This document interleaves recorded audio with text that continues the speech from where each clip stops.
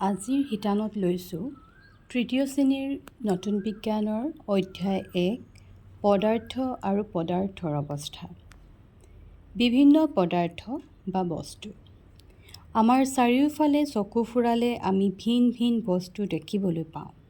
Table, চকী, কাঁহী বাতি, পেন, কিতাপ, বহী, দা, কটাৰী, নিমখ, চেনি, মটৰ গাড়ী, বালি, শিল, তেল, পানী আদি অসংখ্য বস্তু আমি দেখা পাওঁ।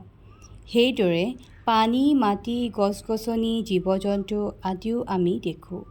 আমি দেখা বা ব্যৱহাৰ কৰা বস্তু বহুতো। সেইদৰে কিছুমান বস্তু আমি দেখা নাপাওঁ কিন্তু আছে বুলি জানিব পাৰোঁ। যেনে বায়ু দেখা পোৱা নাযায়, কিন্তু বতাহ বলিলে, বিচনীখন ঘূৰালে বায়ু আছে বুলি জানিব পাৰোঁ। আমি কিছুমান বস্তুৰ উমান গোন্ধৰ পৰা পাওঁ। বস্তুৰ তালিকাখন অতি দীঘল। বস্তুৰ আন এটা নাম হ'ল পদাৰ্থ। চকুৰে দেখা, শৰীৰৰ কোনো অংশই চুলে গম পোৱা, নাকেৰে গোন্ধ পোৱা সকলোবোৰেই বস্তু বা পদাৰ্থ। কিছুমান বস্তু মানুহে সাজি উলিয়ায়, যেনে টেবুল, চকী, পেন, পেন্সিল, কাগজ, দা, কটাৰী, ইটা, চামুচ ইত্যাদি। কিন্তু শিল, বালি, মাটি, গছ, ফল-মূল, লোহা আদি মানুহে সজা বস্তু নহয়। এইবোৰক প্ৰাকৃতিক বস্তু বোলা হয়। মানুহে প্ৰাকৃতিক বস্তুৰ পৰাই আন সকলো বস্তু সাজি উলিয়ায়। যেনে গছৰ কাঠৰ পৰা বিচনা সাজে, মাটি জুইত পুৰি ইটা বনায়, বাঁহ খেৰৰ পৰা কাৰখানাত কাগজ তৈয়াৰ কৰে ইত্যাদি। সেইদৰে মাটিৰ তলৰ পৰা লোহা বা লো খান্দি উলিয়ায়। লোৰ পৰা দা, কটাৰী আদি তৈয়াৰ কৰা হয়। পৃথিৱীত বহুতো প্ৰাকৃতিক বস্তু বা পদাৰ্থ আছে। এইবোৰৰ পৰা মানুহে নানান বস্তু সাজি উলিয়ায়। পদাৰ্থৰ আয়তন আৰু ওজন। সকলো পদাৰ্থই ঠাই আগুৰে। সৰু বস্তুৱে কম ঠাই আগুৰে, ডাঙৰ বস্তুৱে বেছি ঠাই আগুৰে। কিতাপ এখন থ'বলৈ কিছু ঠাই দৰকাৰ। সেই ঠাইখিনি কিতাপখনে আগুৰি থাকে। তাত আন বস্তু থ'ব নোৱাৰি। সৰু বালিচাহী এটাইও সামান্য হ'লেও ঠাই আগুৰি থাকে। বস্তু এটাই যিমান ঠাই আগুৰি থাকে, সেইখিনিয়ে বস্তুটোৰ আয়তন। এটা পদাৰ্থই আগুৰা ঠাইখিনিয়েই পদাৰ্থটোৰ আয়তন। সকলো পদাৰ্থৰে আয়তন থাকে। সেইদৰে কিছুমান বস্তু পাতল, কিছুমান বস্তু গধুৰ। কোৱা হয় যে পাতল বস্তুৰ ওজন কম, গধুৰ বস্তুৰ ওজন বেছি। পদাৰ্থৰ অৱস্থা তিনিটা। পদাৰ্থ তিনিটা অৱস্থাত থাকে। অৱস্থা তিনিটা হ'ল গোটা বা কঠিন অৱস্থা, জুলীয়া অৱস্থা আৰু গেছীয় অৱস্থা। কঠিন অৱস্থা। প্ৰতিটো বস্তুৰ আয়তন আছে। এটুকুৰা লো, এটা ইটা, এটা মাৰ্বল, এটা কলৰ প্ৰতিটোৰে নিজৰ আকৃতি আছে। বস্তু এটা দেখিবলৈ যেনেকুৱা, সেয়াই বস্তুটোৰ আকৃতি। যিবোৰ পদাৰ্থৰ নিৰ্দিষ্ট আকৃতি আৰু নিৰ্দিষ্ট আয়তন থাকে, সেইবোৰ কঠিন অৱস্থাত থকা পদাৰ্থ। কঠিন পদাৰ্থৰ আকৃতি অৱশ্যে সলাব পাৰি। তাৰ বাবে বল প্ৰয়োগ কৰিব লাগিব। যেনে চামুচ এখন হেঁচি বেঁকা কৰিব পাৰি। নিৰ্দিষ্ট আয়তন আৰু নিৰ্দিষ্ট আকৃতি থকা পদাৰ্থবোৰক কঠিন অৱস্থাত থকা পদাৰ্থ বোলে।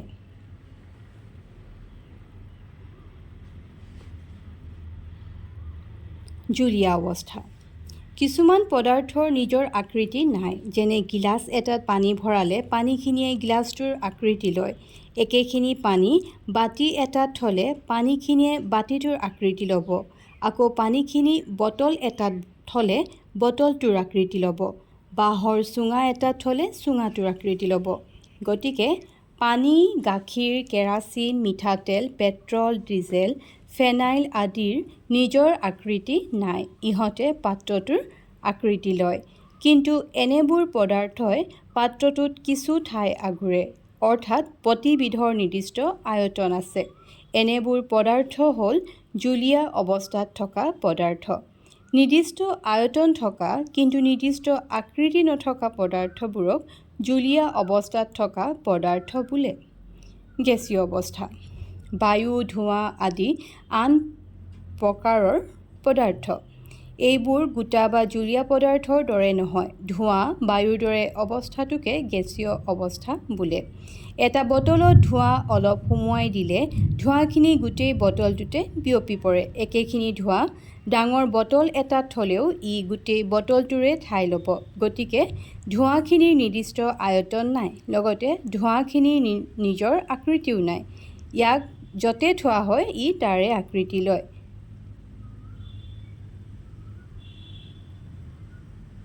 ধোঁৱাৰ দৰে বায়ুৰ নিৰ্দিষ্ট আয়তন বা আকৃতি নাই। নিৰ্দিষ্ট আয়তন আৰু আকৃতি নথকা আন এবিধ পদাৰ্থ হ'ল পানীৰ ভাপ। বায়ু, ধোঁৱা, পানীৰ ভাপ আদিবোৰ গেছীয় অৱস্থাত থকা পদাৰ্থ। এনে আৰু বহু পদাৰ্থ আছে। নিৰ্দিষ্ট আয়তন আৰু নিৰ্দিষ্ট আকৃতি নথকা পদাৰ্থবোৰক গেছীয় অৱস্থাত থকা পদাৰ্থ বোলে। পদাৰ্থৰ অৱস্থাৰ পৰিৱৰ্তন। একেবিধ পদাৰ্থক তিনিওটা অৱস্থালৈ নিব পাৰি। পানী এটা সুন্দৰ উদাহৰণ। পানী সাধাৰণতে জুলীয়া অৱস্থাত থাকে। পানী বৰ চেঁচা হ'লে বৰফ হয়। বৰফ সেইবাবে বৰ চেঁচা। বৰফ পানীৰ কঠিন অৱস্থা। হিমালয়ৰ ওপৰভাগ বৰ চেঁচা। তাত পানী বৰফৰ ৰূপত থাকে। ঠাণ্ডাৰ দিনত কাশ্মীৰ, চিমলাৰ দৰে ঠাইত বৰফ জমা হয়। বৰষুণৰ লগত নামি অহা শিল আচলতে বৰফৰ টুকুৰাহে। ওপৰৰ পানীৰ ভাপ অতি চেঁচা হৈ বৰফ হয়। পানী অতি চেঁচা হ'লে জুলীয়া অৱস্থাৰ পৰা কঠিন অৱস্থালৈ যায়। আকৌ পানী তপত কৰিলে পানীৰ ভাপ ওলায়। পানীৰ ভাপ পানীৰ গেছীয় অৱস্থা।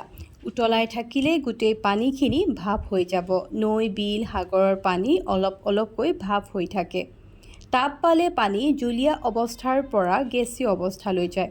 এনেদৰে পানী তিনিওটা অৱস্থাত পাব পাৰি। আন পদাৰ্থকো তিনিওটা অৱস্থাতে পাব পাৰি।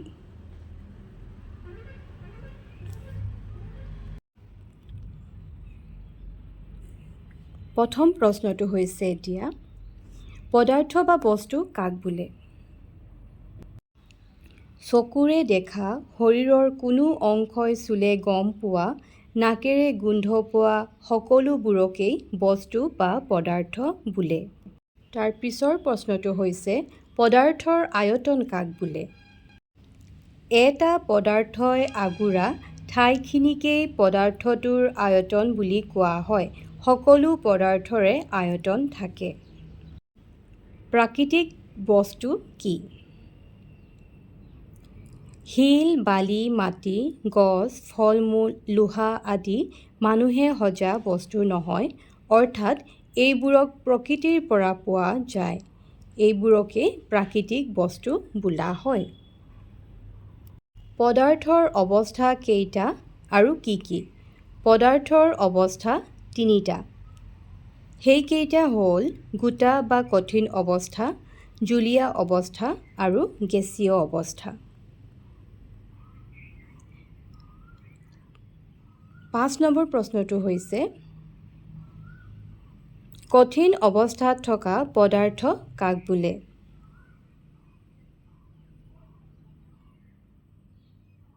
নিৰ্দিষ্ট আয়তন আৰু নিৰ্দিষ্ট আকৃতি থকা পদাৰ্থবোৰক কঠিন অৱস্থাত থকা পদাৰ্থ বোলে। জুলীয়া অৱস্থাত থকা পদাৰ্থ কাক বোলে? নিৰ্দিষ্ট আয়তন থকা কিন্তু নিৰ্দিষ্ট আকৃতি নথকা পদাৰ্থবোৰক জুলীয়া অৱস্থাত থকা পদাৰ্থ বোলে। গেছীয় অৱস্থাত থকা পদাৰ্থ কাক বোলে? নিৰ্দিষ্ট আয়তন আৰু নিৰ্দিষ্ট আকৃতি নথকা পদাৰ্থবোৰক গেছীয় অৱস্থাত থকা পদাৰ্থ বোলে। কঠিন আৰু জুলীয়া অৱস্থাত থকা পদাৰ্থৰ মাজত পাৰ্থক্য কি? কঠিন আৰু জুলীয়া অৱস্থাত থকা পদাৰ্থৰ মাজৰ পাৰ্থক্য হ'ল, কঠিন অৱস্থাত থকা পদাৰ্থবোৰৰ নিৰ্দিষ্ট আয়তন আৰু নিৰ্দিষ্ট আকৃতি থাকে। আনহাতে জুলীয়া অৱস্থাত থকা পদাৰ্থবোৰৰ নিৰ্দিষ্ট আয়তন থাকে কিন্তু নিৰ্দিষ্ট আকৃতি নাথাকে। কঠিন পদাৰ্থৰ আকৃতি বল প্ৰয়োগ কৰি সলাব পাৰি। আনহাতে জুলীয়া পদাৰ্থক যিটো পাত্ৰত থোৱা হয় তাৰে আকৃতি লয়। কঠিন অৱস্থাত থকা পদাৰ্থৰ উদাহৰণ কাঠ, ৰবৰ, আৰু জুলীয়া অৱস্থাত থকা পদাৰ্থৰ উদাহৰণ গাখীৰ, কেৰাচিন আদি। তাৰ পিছৰ প্ৰশ্নটো হৈছে জুলীয়া আৰু গেছীয় অৱস্থাত থকা পদাৰ্থৰ মাজত পাৰ্থক্য কি? জুলীয়া আৰু গেছীয় অৱস্থাত থকা পদাৰ্থৰ মাজৰ পাৰ্থক্য হ'ল জুলীয়া অৱস্থাত থকা পদাৰ্থবোৰৰ নিৰ্দিষ্ট আয়তন থাকে কিন্তু নিৰ্দিষ্ট আকৃতি নাথাকে। আনহাতে গেছীয় অৱস্থাত থকা পদাৰ্থবোৰৰ নিৰ্দিষ্ট আয়তনো নাথাকে আৰু নিৰ্দিষ্ট আকৃতিও নাথাকে। জুলীয়া অৱস্থাত থকা পদাৰ্থৰ উদাহৰণ হ'ল গাখীৰ, কেৰাচিন, মিঠাতেল আদি। আনহাতে গেছীয় অৱস্থাত থকা পদাৰ্থৰ উদাহৰণ হ'ল ধোঁৱা, বায়ু আদি। তাৰ পিছৰ প্ৰশ্নটো হৈছে নিৰ্দিষ্ট আকৃতি নথকা কেইবিধমান পদাৰ্থৰ নাম লিখা। নিৰ্দিষ্ট আকৃতি নথকা জুলীয়া পদাৰ্থৰ উদাহৰণ পানী, তেল, গাখীৰ ইত্যাদি। এইবোৰক যি পাত্ৰত ৰখা হয় তাৰে আকৃতি লয়।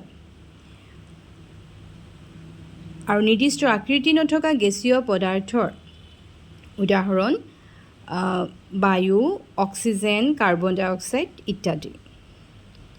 তাৰ পিছৰ প্ৰশ্নটো হৈছে পানী কেতিয়া বৰফ হয় আৰু বৰফ কেতিয়া পানী হয়? পানী বৰ চেঁচা হ'লে বৰফ হয় আৰু বৰফ তাপ পালে পানী হয়।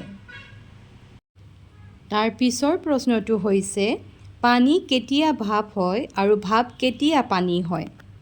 পানী তপত কৰিলে ভাপ হয় আৰু ভাপবোৰ ওপৰলৈ গৈ জলীয় বাষ্পৰ লগত মিহলি হৈ ভাপবোৰ পানী হয়।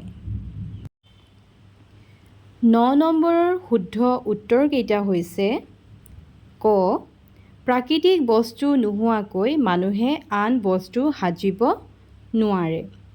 পানীৰ ভাপে ঠাই আগুৰে।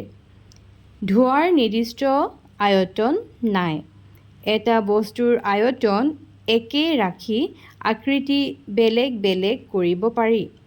কঠিন অৱস্থাত থকা পদাৰ্থৰ নিৰ্দিষ্ট আয়তন আছে। পাঠটোৰ অতিৰিক্ত প্ৰশ্নাৱলী। বস্তুৰ আন এটা নাম কি? বস্তুৰ আন এটা নাম হ'ল পদাৰ্থ। গৰম দিনত হিমালয়ৰ কিছু বৰফ গলিলে সেই পানী কলৈ আহে তেতিয়া কি হয়? গৰম দিনত হিমালয়ৰ বৰফ গলি নিগৰি অহা পানীয়ে ব্ৰহ্মপুত্ৰ, গংগা, সিন্ধুৰ দৰে বিশাল নদীবিলাকত পৰেহি। ইয়াৰ ফলত নদীসমূহত পানীৰ প্ৰৱাহ বৃদ্ধি পায়। এই বৰফ গলা পানীয়ে অঞ্চলসমূহত কৃষি, জলবিদ্যুৎ উৎপাদন আৰু খোৱা পানীৰ যোগান ধৰি জীৱৰ জীৱন ধাৰণত সহায় কৰে। পানী ভাপ নহ'লে কি হ'লহেঁতেন? পানী ভাপ নহ'লে পৃথিৱীত জীৱৰ অস্তিত্বই নাথাকিলহেঁতেন। জলচক্ৰ বা বৰষুণৰ সৃষ্টি হ'বলৈ পানী ভাপ বা বাষ্পীভৱন হোৱাটো অপৰিহাৰ্য। পানী ভাপ নহ'লে বৰষুণৰ অভাৱ হৈ উদ্ভিদ আৰু প্ৰাণীকুলৰ অৱস্থা সংকটজনক হ'ব আৰু জলবায়ুৰ চৰম পৰিৱৰ্তন ঘটিব।